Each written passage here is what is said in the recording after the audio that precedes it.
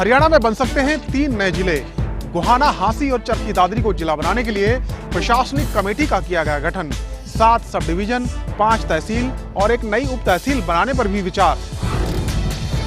हरियाणा में जल्द ही जिलों की संख्या 21 से बढ़कर 24 हो सकती है।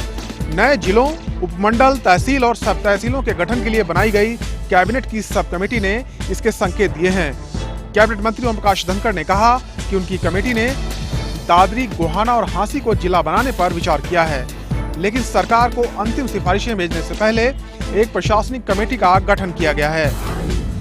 अभी जो है 6 नए ब्लॉक जिसकी सिफारिश हम कर रहे हैं। झज्जर जिले में बादली, यमुनानगर में खिजराबाद, पलवल में बड़ौली, कुरुक्षेत्र में पीपली, रेवाड़ी जिले में डहीना, भिवानी जिले में पहले दादरी 1 और दादरी 2, इसमें से एक बौंद ब्लॉक होगा, एक झोजू ब्लॉक होगा और चरखी दादरी ब्लॉक अलग से होगा। 126 ब्लॉक थे, 6 बढ़ जाएंगे। 3 जिलों के साथ ही कमेटी ने 7 नए उपमंडल के गठन का भी खाका तैयार किया है। इनमें उचाना, बाडड़ा, बड़खल, रादौर, बादली, नारनौद, लाडवा शामिल हैं। वहीं 5 नई तहसील बनाने की भी तैयारी है। इनमें अलेवा, खिजराबाद, मतलौड़ा, रायपुर रानी और बास के नाम शुमार हैं। इसके अलावा पालावास को नया उप तहसील बनाने और 6 नए खंड बनाने की भी बात कही जा रही है, जिनमें बादली, खिजराबाद, बड़ौली, पीपली, डहीना, बोंदकला और झोजू कला के नाम शामिल हैं। बहरहाल नए जिलों, तहसीलों और उप तहसीलों के गठन के लिए एक प्रशासनिक कमेटी का गठन किया गया है, जो 31 मई तक अपनी रिपोर्ट सब कमेटी को देगी और इसके बाद ही सब कमेटी अपनी सिफारिशें सरकार को भेजेगी। शहरों की छोटी सरकार के लिए जल्द बजेगा चुनावी बिगुल। इसी हफ्ते चुनाव की तारीखों पर हो सकता है फैसला। कैबिनेट मंत्री अनिल विज ने दिए संकेत। शहरी स्थानीय निकाय के लिए चुनावों का बिगुल कभी भी बज सकता है। माना जा रहा है कि सरकार जल्दी ही इन चुनावों को हरी झंडी देने के मूड में है। बताया जा रहा है कि नगर निगमों के मेयर को लेकर फिलहाल सरकार के पास 3 तरह के प्रपोजल आए हैं। सबसे पहला ये कि उत्तर प्रदेश सहित कई दूसरे राज्यों की तर्ज पर मेयर का चुनाव सीधे जनता के द्वारा किया जाए। दूसरा ये कि चंडीगढ़ की तर्ज पर हर साल मेयर का चुनाव हो। और तीसरा पक्ष मौजूदा प्रक्रिया को भी जारी रखने का है। 3 प्रपोजलें आ रही हैं। एक तो ये आ रही है जैसे उत्तर प्रदेश में है कि अध्यक्ष का चुनाव डायरेक्ट करवाया जाए। दूसरी वो प्रपोजल आ रही है जो चंडीगढ़ में है कि अध्यक्ष का चुनाव हर साल करवाया जाए। तो एक ये प्रपोजल है और एक वो पुरानी को भी कुछ लोग कंटिन्यू रखने में हैं, लेकिन हम जल्दी इसका फैसला करेंगे। बता दें कि हरियाणा के ज्यादातर नगर परिषदों और नगर पालिकाओं के साथ गुड़गांव नगर निगम का कार्यकाल भी पूरा हो चुका है और फरवरी से ये चुनाव पेंडिंग है। दिल्ली में बीजेपी की हुई कोर ग्रुप की बैठक। अमित शाह के हरियाणा दौरे को लेकर हुआ महामंथन। प्रदेश के मौजूदा राजनीतिक हालात पर भी हुई चर्चा। हरियाणा बीजेपी के तमाम बड़े नेता बुधवार को दिल्ली में जमा हुए। मौका था कोर ग्रुप की बैठक का। बैठक में सीएम मनोहर लाल, प्रदेश प्रभारी अनिल जैन, प्रदेश अध्यक्ष सुभाष बराला सहित कोर ग्रुप के तमाम सदस्य मौजूद रहे। बताया जा रहा है कि बैठक में हरियाणा के मौजूद राजनीतिक हालात पर चर्चा की गई। हालांकि बैठक के मुख्य एजेंडे में अमित शाह का हरियाणा दौरा रहा। दरअसल हम आपको बता दें कि 23 अप्रैल को अमित शाह गोहाना में राज्य स्तरीय पंचायती राज सम्मेलन को संबोधित करने आ रहे हैं। विधानसभा चुनाव के बाद शाह का ये दूसरा दौरा है। लिहाजा सरकार और संगठन दोनों इसे कामयाब बनाने में कोई कसर नहीं छोड़ना चाहते।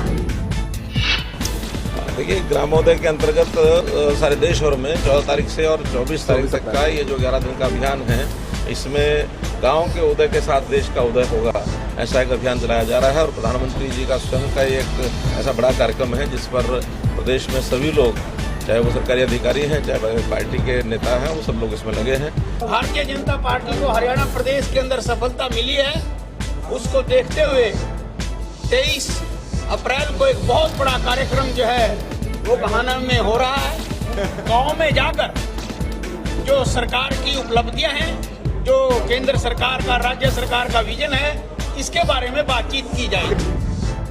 बताया जा रहा है कि 2 घंटे तक चली इस बैठक में अमित शाह के दौरे की तैयारियों के साथ साथ सरकार और संगठन के दूसरे मसलों पर भी चर्चा की गई। एसवाईएल के मुद्दे पर कृषि मंत्री ओम प्रकाश धनखड़ का केजरीवाल पर वार। कहा पंजाब में होने वाले विधानसभा चुनावों के चक्कर में दिल्ली के हितों की बलि ना चढ़ाएं केजरीवाल। सतलुज यमुना लिंक नहर के मामले में सुप्रीम कोर्ट में दिल्ली सरकार की ओर से लिए गए यू टर्न पर हरियाणा के कृषि और सिंचाई मंत्री ओम प्रकाश धनखड़ ने तंज कसा है। धनखड़ ने दिल्ली सरकार पर घटिया सियासत करने का आरोप लगाया और कहा कि केजरीवाल को पंजाब के चुनावों से ज्यादा दिल्ली के लोगों के हितों की चिंता करनी चाहिए। तो दिल्ली का पानी हम लेकर आते हैं और दिल्ली का अपना कोई कैरियर नहीं है, इसलिए दिल्ली को ये बात समझनी चाहिए कि हरियाणा अपने हिस्से का पानी छोड़कर उनका पानी लेकर आता है। केवल दिल्ली के लोगों के हितों को पंजाब की पॉलिटिक्स के नाते उनको जो है दिल्ली के लोगों के हितों की बलि नहीं देनी चाहिए। दरअसल दिल्ली सरकार ने पहले सुप्रीम कोर्ट में दिए अपने हल्फनामे में SYL के मुद्दे पर हरियाणा का समर्थन किया था, लेकिन बाद में पंजाब से उठे विरोधी सुरों के चलते दिल्ली सरकार ने अपना स्टैंड बदल लिया। दिल्ली दरबार में तंवर की शिकायत करने वाले 12 विधायकों पर कैप्टन अजय यादव ने कसा तंज, कहा पूरे हरियाणा में कांग्रेस की नुमाइंदगी नहीं करते ये विधायक। हुड्डा खेमे के 12 विधायकों की ओर से दिल्ली में कांग्रेस प्रभारी शकील अहमद से मिलकर अशोक तंवर की शिकायत किए जाने के मामले पर कांग्रेस में सियासी घमासान जारी है। अब तंवर खेमे से ताल्लुक रखने वाले कांग्रेस के वरिष्ठ नेता अजय यादव ने इन विधायकों पर हमला बोला है और कहा कि ये वो विधायक हैं जिन्होंने कांग्रेस को 3 जिलों तक सीमित कर दिया है। ये जो 12 MLA बने हैं कहाँ से बने हैं? जो 12 MLA बने हैं ये कहाँ से बने? केवल 3 जिलों से बने हैं ना, ये पूरे हरियाणा को रिप्रेजेंट नहीं करते हैं। आज के समय केवल 3 जिलों तक सीमित हो गई है कांग्रेस, सोनीपत, झज्जर, रोहतक। अजय यादव ने कहा कि वो किसी के पिछलग्गू नहीं हैं, उनकी नेता कांग्रेस अध्यक्ष सोनिया गांधी और राहुल गांधी हैं। नियम 134A पर प्रदेश भर में बवाल जारी, दाखिले में हो रही देरी के खिलाफ अब रोहतक में फूटा अभिभावकों का गुस्सा।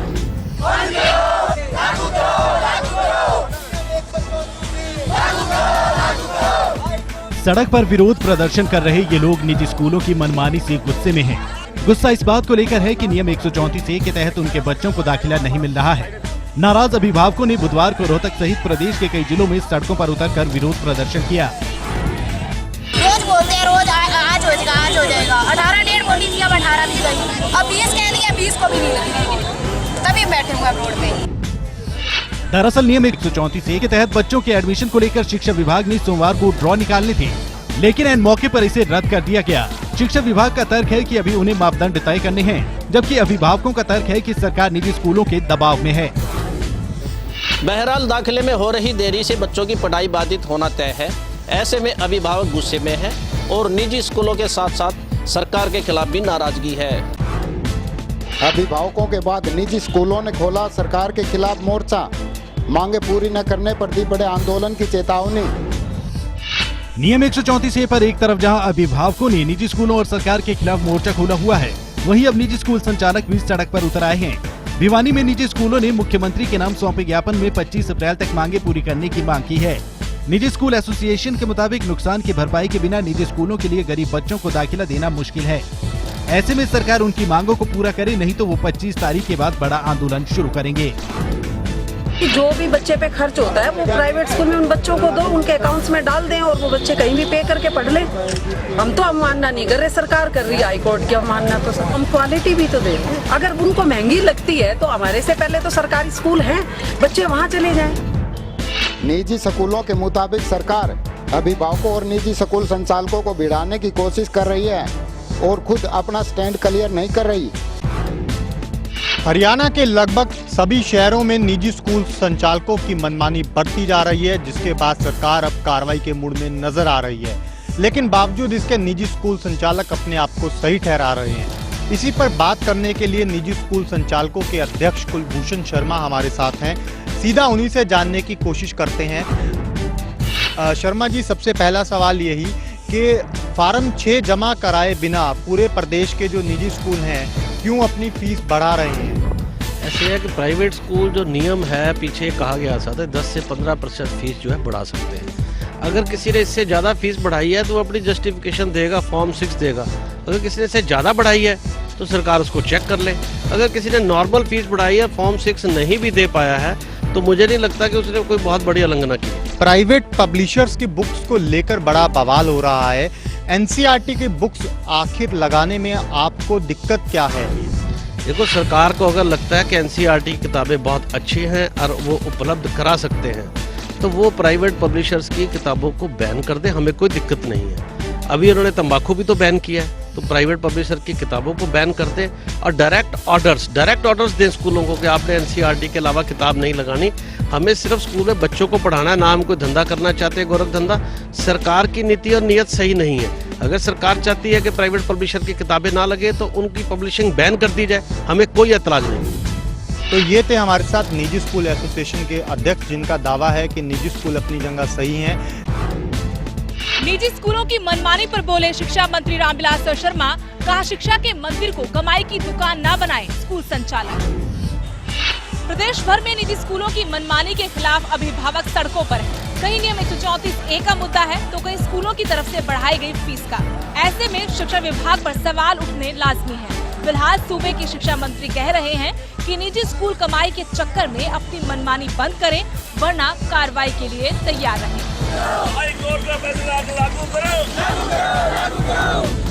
कई बार ऐसा लगता है कि इनका जो मेन ध्यान है वो शिक्षा के ऊपर ना रह के और केवल व्यवसाय के नाते वो व्यवहार करते हैं।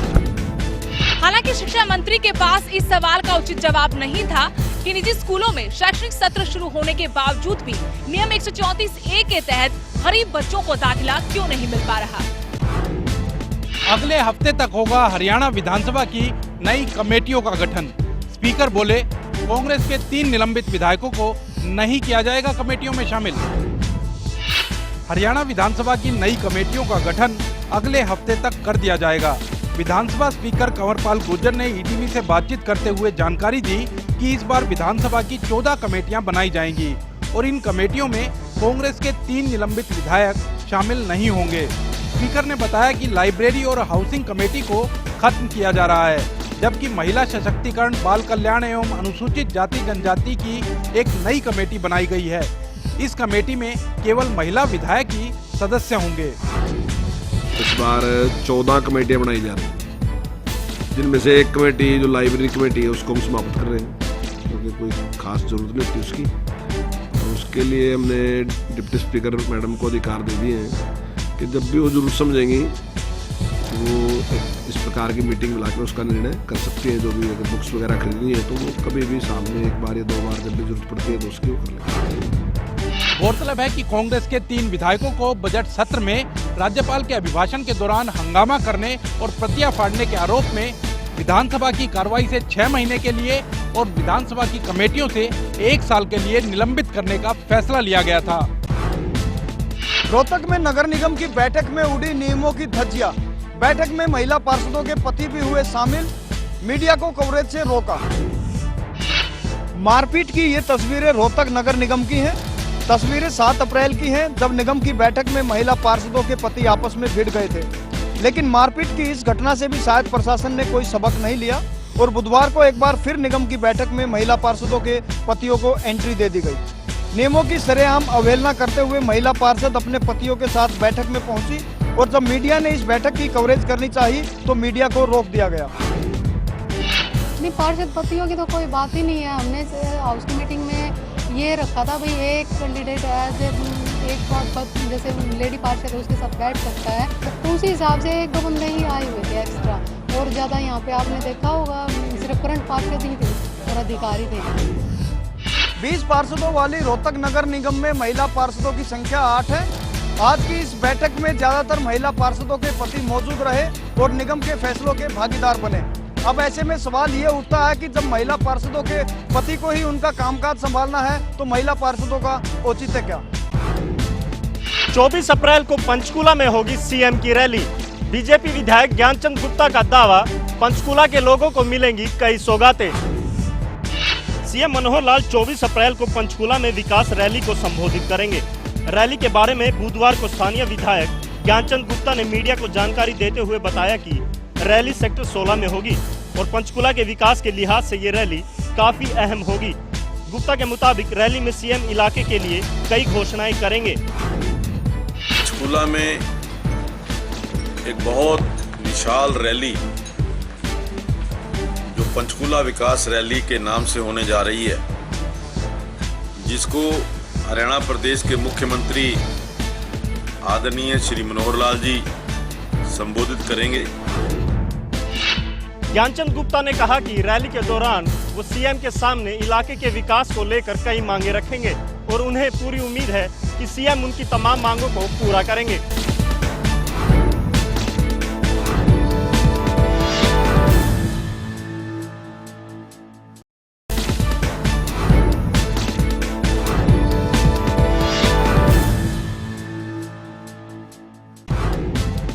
रोहतक में बॉटलिंग फैक्ट्री में फटा सिलेंडर, ब्लास्ट में 2 की मौत, 6 हुए घायल।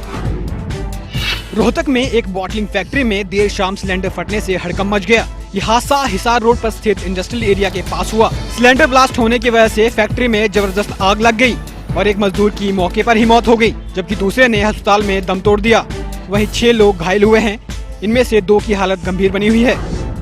तो हमारे पास 2 डेड आए हैं, 5 इंजर्ड आए हैं। ये किसी बोटलिंग फैक्ट्री है हिसार बाईपास पे, उसके अंदर कोई ट्रेजेडी हो गई, बॉयलर वगैरह फट गया। उस बॉयलर वगैरह फटने की वजह से पेशेंट आए हैं, कुछ के बर्न्स हैं, कुछ के एक्सीडेंटल इंजरीज हैं, सभी का इलाज शुरू करवा दिया।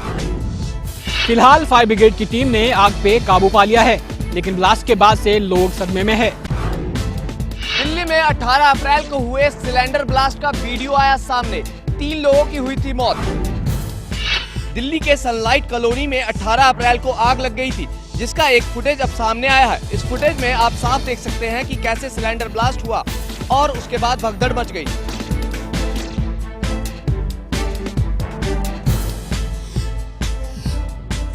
जिसमें उस दिन 3 लोगों की मौत हो गई थी और एक महिला और 2 बच्ची समेत 22 लोग घायल हुए थे।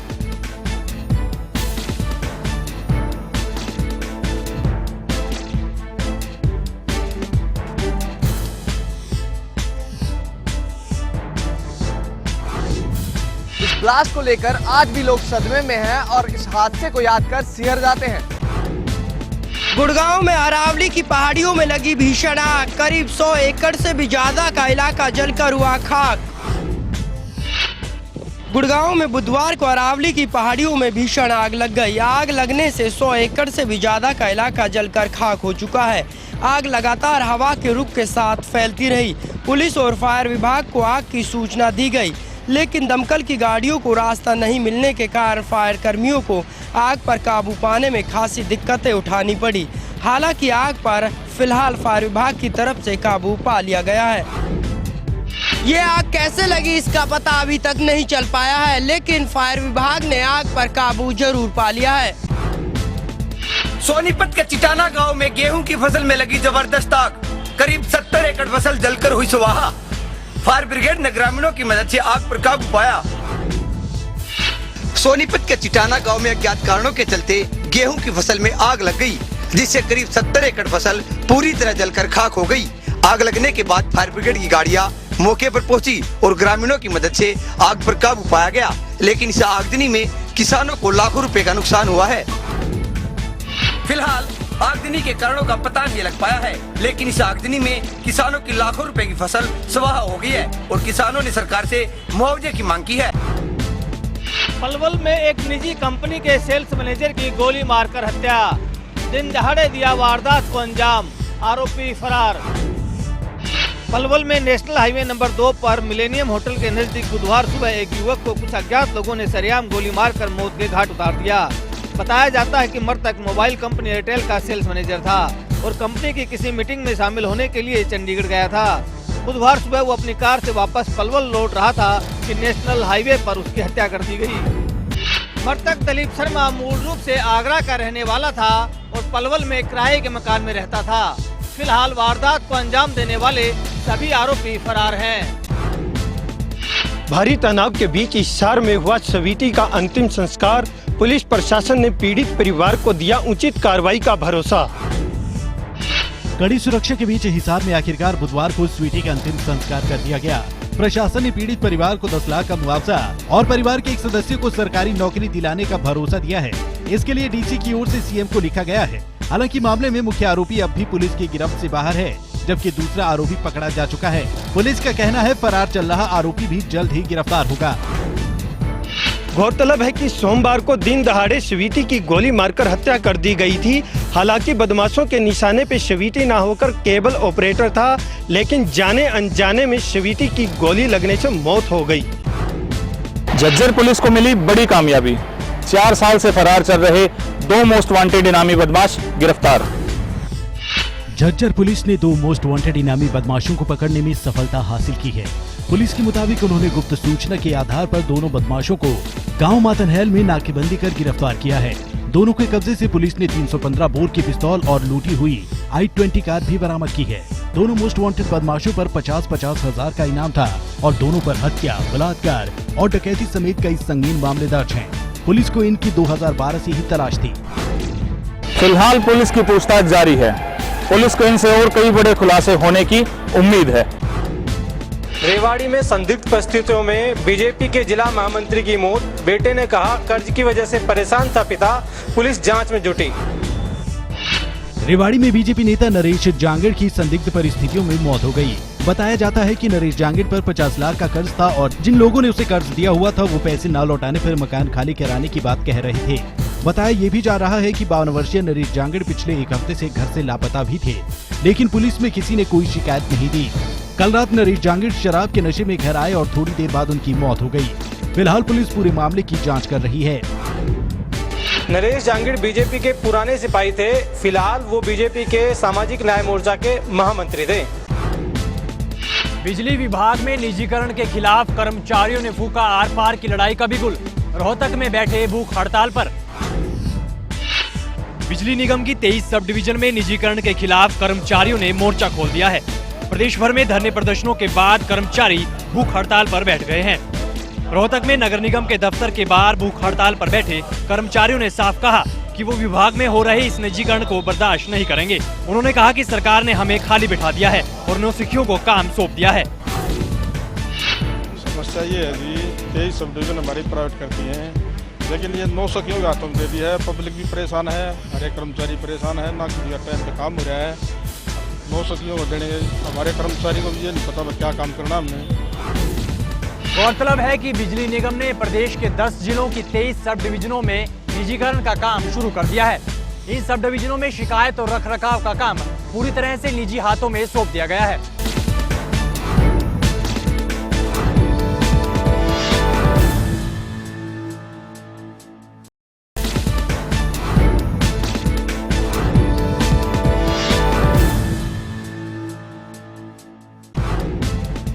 चंडीगढ़ में हुआ फिल्म पगड़ी द ऑनर का premium show. CM Manohar Lal भी पहुंचे फिल्म देखने, जमकर की तारीफ। 22 अप्रैल को रिलीज होने जा रही फिल्म पगड़ी द ऑनर का चंडीगढ़ में प्रीमियर शो आयोजित किया गया। नई नस्ल का समझने की बात छलके ना गगरी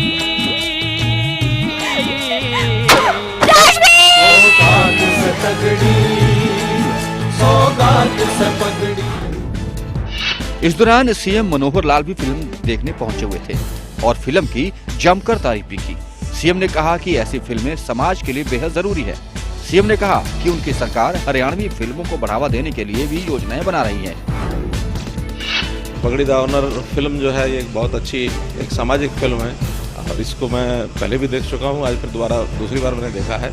और हरियाणा सरकार की ओर से हमने इस फिल्म को ये प्रचलित और प्रचारित हो, ज़्यादा लोग देखें, इसके लिए हमने इसको टैक्स फ्री भी किया है।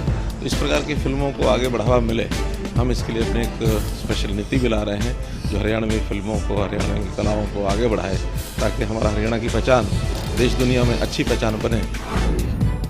फिल्म को लेकर पूरी टीम खासी उत्साहित है, जिन्हें उम्मीद है कि यह फिल्म हरियाणवी सिनेमा को नई पहचान देगी। ईटीवी के दफ्तर पहुंची फिल्म पगड़ी द ऑनर की स्टार कास्ट। कहा दर्शकों को जरूर पसंद आएगी फिल्म। 22 अप्रैल को होनी है रिलीज। पगड़ी की इज्जत पगड़ी ते चले यो जग सर पे ताज धरी रहे बात इस की खरी कहे सर पे ताज धरी रहे बात इस की खरी कहे। हरियाणवी फिल्म पगड़ी द ऑनर पर्दे पर उतरने के लिए तैयार है। फिल्म को रिलीज होने में अभी चंद घंटे बाकी हैं और फिल्म को कामयाब बनाने के लिए इसके प्रमोशन का दौर जारी है। बुधवार को फिल्म की टीम ईटीवी के दफ्तर पहुंची और फिल्म से जुड़े अपने अनुभव साझा किए। यह बात साबित हो चुकी है कि ये मील का पत्थर साबित होगी फिल्म, और यह फिल्म आज के बाद जैसे चंद्रावल से शुरुआत मानी जाती है रानी फिल्मों की, वैसे इसकी दूसरी पारी या नए युग की शुरुआत जो बोल रहे हैं वह पगड़ी तब मानी जाएगी, क्योंकि यह फिल्म ही ऐसी है। दरअसल इस फिल्म की पूरी कहानी ऑनर किलिंग पर आधारित है। फिल्म में झूठी शान के लिए होने वाले कत्ल के खिलाफ लोगों को संदेश देने की कोशिश की गई है। गार्डन जो को कीड़े पड़ेंगे थारे, धूल में मिल जाओगे धूल में, गरीब आदमियों ने परेशान करो, भगवान तने कदे माफ नहीं करेगा। फिल्म की ज्यादातर शूटिंग हिसार में हुई है और हरियाणा सरकार ने इस फिल्म को टैक्स फ्री भी किया है। चंडीगढ़ में ड्रेस कोड को लेकर असमंजस की स्थिति बनी हुई है। हमारे साथ चंडीगढ़ के होम सेक्रेटरी अनुराग अग्रवाल जी हमारे साथ हैं। अग्रवाल जी, जिस तरह से एक ड्रेस कोड को लेकर जो है स्थिति बनी हुई है, काफ़ी यहाँ पर डर का माहौल भी देखा जा रहा है क्लब लड़कियों के अंदर, तो किस तरह की आप देख रहे हैं? मैं कहूँगा कि बिल्कुल डरने की आवश्यकता नहीं है, ये बिल्कुल सरासर झूठ है। कोई ड्रेस कोड नहीं लागू किया गया। चंडीगढ़ के डिस्कोथेक्स में, पब्स में लड़के लड़कियाँ किसी भी आयु के लोग जाते रहे हैं, जैसे कपड़े पहनकर जाते रहे हैं वैसे ही कपड़े पहनकर भविष्य में भी जाएंगे। कोई उनके पास नहीं आएगा उनको कहने के लिए कि आपने, चाहे वो पुरुष हो या महिला हो, ऐसे कपड़े क्यों पहने हैं, वैसे क्यों नहीं पहने। 2016 में क्या क्या जो है पॉलिसी लाई गई हैं, क्या हिदायतें जो हैं वो दी गई हैं? नहीं, एक पॉलिसी लाई गई है बिकॉज कई जगह डिस्कोथेक्स वगैरह में झगड़े हुए, लॉ एंड ऑर्डर की समस्या क्रिएट हुई, तो हाई कोर्ट के संज्ञान में ये बात आई, तो माननीय हाई कोर्ट ने हमें आदेश दिया कि आप एक पॉलिसी बनाइए और उस पॉलिसी को, जिससे कि इनको रेगुलेट किया जा सके, लॉ एंड ऑर्डर की समस्या से निपटा जा सके। तो यहाँ पर अनुराग अग्रवाल जो होम सेक्रेटरी हैं चंडीगढ़ को, उनका साफ तौर पर कहना है कि ड्रेस कोड को लेकर किसी भी तरह की कोई असमंजस की स्थिति नहीं है, ना ही कोई इस तरह की पॉलिसी बनाई गई है। हालांकि कई ऐसे अम्यूजमेंट 2016 में कई ऑनर्स और डिस्क के जो क्लब्स के जो ऑनर्स हैं उनको कई हिदायतें दी गई हैं, उसके अलावा इसमें कोई भी सच्चाई नहीं है।